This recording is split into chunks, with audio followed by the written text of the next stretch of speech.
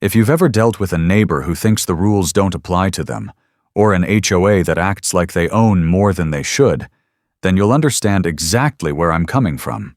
For me, it wasn't just a small issue. This was personal. I live on a ranch. Not a big fancy place, but land that's been in my family for generations. It's where I work, where I rest, where I breathe. Then came the new neighborhood. Fresh pavement, fancy cars, and people who thought the countryside was just an extension of their backyard. One of them, in particular, stood out. We'll call her Calamity Kate. Kate didn't care about property lines. She didn't care that I had fences, signs, or a right to peace. What she cared about was shaving 3 minutes off her drive by cutting straight across my ranch. She treated my land like a public road, rolling over it in her shiny red SUV like it belonged to her. At first, I tried to be polite. I asked her nicely. I even posted signs. She didn't listen. So I stopped asking. I turned that so-called shortcut into a path she'd never want to drive again. Not with anger. Not with violence. Just with creativity, a little hard work, and full respect for the law. She was about to find out what no trespassing really means. I call my place Whispering Pines. It's not just a name. It's what it feels like when the wind moves through the trees on a quiet morning. This land has been in my family for over 70 years. My grandfather built the first fence here, and I've kept it up ever since. It's wide, open space, rolling hills, patches of old oak trees, and fields where my cattle graze. I know every corner of this ranch. I've fixed fences in the rain, pulled calves in the dead of night, and watched the sunrise from the same porch my dad used to sit on. It's not just property. It's home. It's work. It's peace. But that peace didn't last forever. A few years ago, a shiny new housing development popped up on the west side of my land. A row of cookie-cutter homes, all packed in tight with spotless lawns and HOA rules about mailbox heights and curtain colors. It didn't belong here, not really. One day it was empty fields, and the next it was full of trimmed hedges and plastic playgrounds. The people who moved in didn't seem to understand what living next to a working ranch meant. I'm not talking about the noise or the smell. That's part of ranch life. I mean, they didn't respect the space. It was like they thought this open land around them was just more room for them to use however they liked. Especially one woman. She looked at my ranch and saw a shortcut. But I saw the beginning of a problem that was only going to get worse. The first time I saw her, I was out fixing a fence near the edge of my property, close to where the new development ends. It was a quiet morning. Just me, some tools, and the sound of the wind. Then, out of nowhere, this bright red SUV rolled off the pavement and onto my dirt track. It was the kind of vehicle that looked more at home in a shopping mall parking lot than anywhere near a pasture. She pulled up beside me, rolled her window down, and asked, "Is this a through road?" Not a smile, not a "good morning," just those words, sharp and cold. I wiped my hands and stepped closer, being as polite as I could. "No, ma'am," I said. "This is private property. This track is for ranch use only. The main road is back the way you came." I thought that would be the end of it. She gave me a look like I'd just told her she couldn't breathe the air.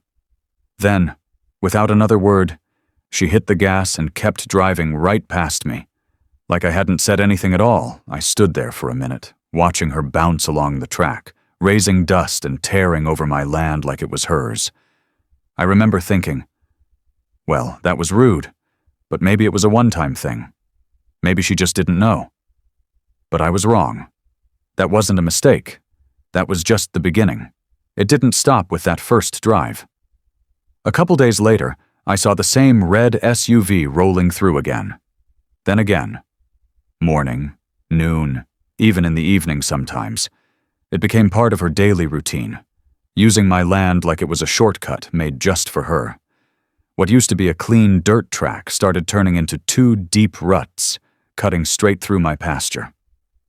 After a bit of rain, those ruts filled with water and mud. The land wasn't just being used, it was being damaged. I tried to handle it the right way. I put up a large private property, no trespassing sign, right where she always entered. Just in case that wasn't clear enough, I added another sign below it that said, Ranch Use Only. Both signs were easy to see. They weren't hidden or small. But 2 days later, they were gone. Not knocked over. Gone.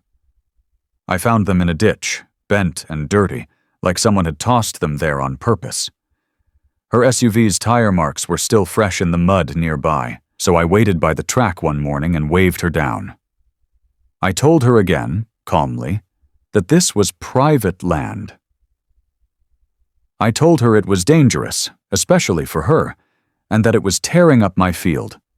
She didn't even roll her window down all the way. She just looked at me and said, I've been using this for weeks. It's an old access road. The HOA president said it's probably fine. That's when I realized. This wasn't a misunderstanding. She wasn't confused. She just didn't care.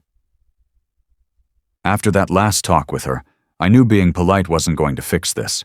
So the next time I saw her SUV roll through, I called the sheriff. A deputy came out, looked around, listened to my story, and agreed it was trespassing. He even went to talk to her. But not much came from it. Later that day, he called me back and said she claimed there was an implied easement, and that she thought county workers used the road too. Which was nonsense. The county trucks stay on the actual road like everyone else, but the deputy didn't push it. He said unless something serious happened, there wasn't much he could do. So I called the HOA president, hoping he might step in. His name was Henderson, and from the sound of his voice, I was bothering him. He brushed me off with, "We're all just settling in. Maybe there's been a mix-up." I told him clearly that there was no mix-up.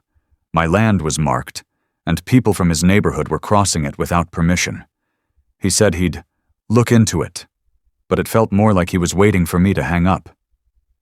That's when I realized I needed to cover myself. I pulled out the survey maps and walked the boundaries again. Everything was clear. She had no right to be there. I called a lawyer, a local woman who knew rural land law inside and out. I told her everything. She smiled and said, "You're in the right. Just make sure you document everything, and don't do anything that could be seen as trying to hurt her." I wasn't looking to hurt anyone. I just wanted my land back. And now I had the plan to do it, the smart way. I didn't want to fight, but I wasn't going to let her keep tearing up my land either. If the law wasn't going to stop her, I'd make sure the land itself did. I wasn't about to do anything illegal or dangerous, but I was about to make that shortcut feel a whole lot longer. I called it Operation Landmines, even though there weren't any real landmines, of course. Just a few improvements that made my ranch road a little more honest. First, I hitched up my heavy disc harrow and drove it right down her little path. I dropped the blades deep, so instead of smooth dirt, it became a series of sharp ridges and ruts, the kind that shakes your teeth loose if you're not in a tractor. Then I gathered some rocks, ones I'd cleared from my fields years ago. Not boulders, just rough, jagged ones about the size of your fist or a melon. I laid them in the center line where her SUV tires would usually run, half buried, just enough to make her tires think twice. There was a low spot in that track too. I deepened it a bit and adjusted the drainage from one of my tanks so water would pool there after it rained. It didn't take much. Just enough to turn that dip into a sticky mud bog. And just past that, I added the finishing touch. A thick layer of muck from my compost pile, old hay, manure, and whatever else I had lying around. It stank to high heaven. On the sides of the track, I planted rows of thorny bushes, young, mean little things that would grow fast and thick. If she tried to go around the mess in the middle, she'd get a door full of thorns. And to tie it all together, I added more signs. Not just private property, but warning, uneven ground, not a public road, and my favorite, risk of vehicle damage, turn back now. Nothing illegal, nothing dangerous, just very, very inconvenient. It was early one morning when I heard the familiar growl of that red SUV. I knew it was her before I even saw it. I grabbed my binoculars and headed to the small rise overlooking the track. There she was, same as always, barreling toward the edge of my property like she owned the place. But this time was different. This time the path wasn't smooth anymore, and the signs, well, they were everywhere. Big, clear, metal signs warning about the rough terrain, about private land, and about damage risk. But she didn't even slow down. She drove past them like they were decorations. As soon as she hit the first set of deep furrows, her SUV started bouncing like a boat in a storm. It was awkward and loud, and she had to swerve just to keep from losing control. Then came the rocks. I watched her try to straddle the middle section, probably to avoid popping a tire. Bad move. One sharp rock caught the edge of her front wheel, and I heard the scrape even from where I stood. The SUV jerked hard, then limped forward. Then came the mud pit. She tried to gun it, maybe thinking speed would carry her through. Instead, the front tires sank deep, and the back ones spun, throwing mud all over the place. The more she tried to move, the deeper she sank. She opened the door and stepped out, fuming. Mud was all over her tires, the sides of the car, and the bottoms of her fancy shoes. She looked around like she couldn't believe what was happening. I took my time driving over in my old truck, sticking to the dry edge of the field. When I got close, I stepped out and said, "Having a little trouble there, Mrs. Davis?" I said it calm, maybe with a hint of a smile. She pointed at me, furious. "You did this! This road was fine yesterday!" I shrugged. "I've been doing some ranch maintenance. Signs are posted. Nothing hidden here." She called it sabotage. I called it farming. And legally, I wasn't wrong. She wasn't done, of course. After stomping around and yelling, she called the sheriff and a tow truck. I stayed nearby, calm, with all my photos and paperwork ready. The same deputy who'd come out before showed up. He looked at the signs, the ruts, the rocks, the mud, and then at her SUV, which was half buried and scratched to pieces. I showed him the trail camera footage, too, where she clearly drove past the warnings. He didn't say much, just nodded slowly and told her it looked like she was on private property that had been clearly marked. The tow truck driver wasn't thrilled either.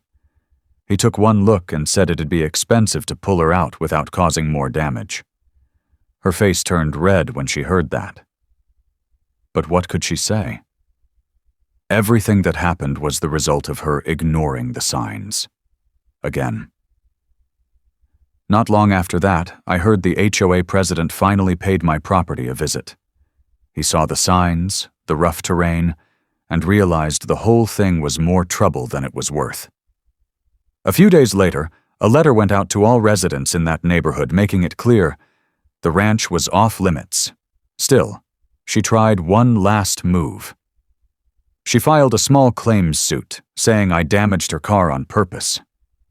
But in court, all my paperwork, maps, photos, and that beautiful trail cam footage shut it down fast. The judge didn't even hesitate. Case dismissed. Since then, it's been quiet. No more tire marks across my land, no more unwanted shortcuts, just me, my cattle, and the wind in the trees, back to the way it should be. I never wanted drama. I just wanted to be left alone to take care of my land. But sometimes, people push so far that you're left with no choice but to push back. Smartly. I didn't yell. I didn't threaten. I just used what was mine, stayed within the law, and made it clear that crossing the line wasn't going to be easy anymore. That's the lesson here. Sometimes you have to be your own fence. If you're dealing with someone who doesn't respect your space, don't let them wear you down. Keep records, take photos, know your rights, and if you have to, get creative, as long as you're doing it the right way. It's amazing what a few signs, some well-placed rocks, and a little strategy can do. Things are quiet again at Whispering Pines. But every now and then, I still look over at that worn track and smile. Because that little strip of dirt taught me a lot about standing your ground. If you've ever had your own Calamity Kate or some HOA nightmare, I want to hear about it. Drop your story in the comments. Who knows? We might all learn a trick or two.